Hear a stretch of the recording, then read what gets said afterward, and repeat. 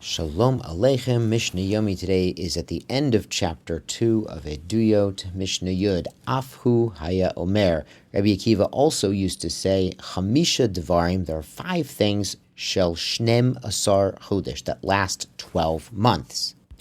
Mishpat Dor Hamabul, Shnem Asar Chodesh, the judgment decreed on the generation of the flood, the Mabul, where only Noach escaped. They were actually flooded for a whole year.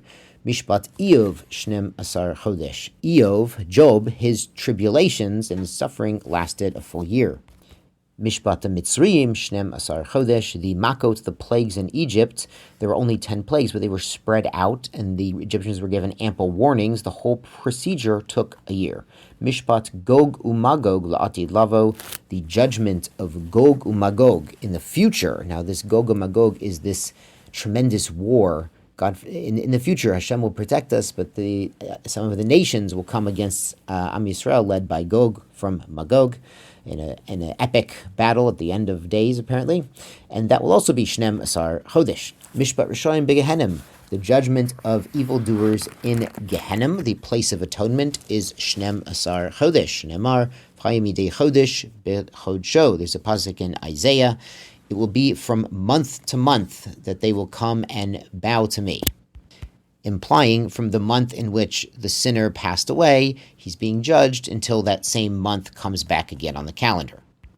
Rabbi Yochanan ben Nuri Omer min Pesach v'ad Tzeret. He says someone could stay in Gehenna for a short time also. It could be the time from Pesach until Shavuot, 49 days. Shemar midei Shabbat b'Shabbato, from a Sabbath to the next Sabbath, and both Pesach and Shavuot are also referred to as a Sabbath, even though they are holidays. So the stay in Gehenna could be, if the person has some redeeming merits, could be shorter. Let's go on to chapter 3, which starts off with halachot from Rabbi Dosa ben Harkanes. We're starting with hilchot of Tuma.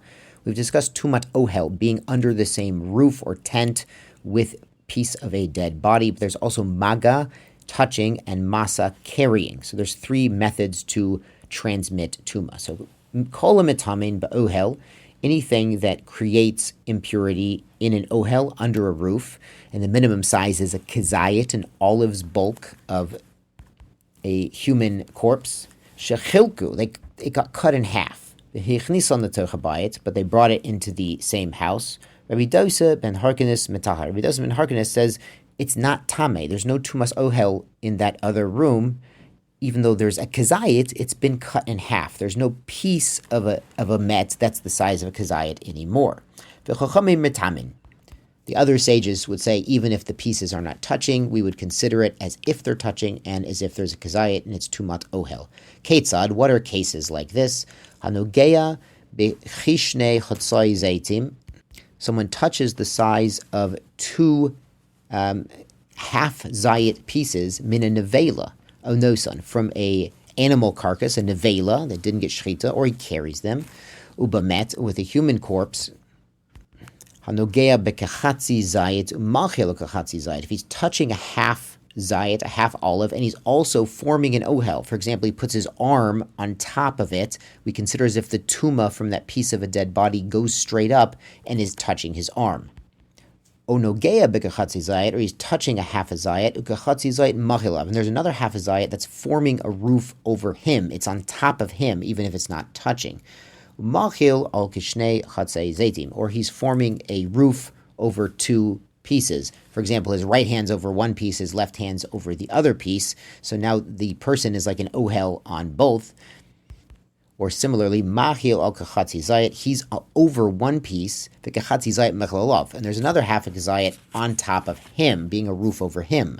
So in all these permutations, Rabbi Dosa ben Harkanes metaher. He says if it's not one kazayit of a met in one place, it's not tuma, hachamim metamim, and the sages say they combine, and he is mamish impure.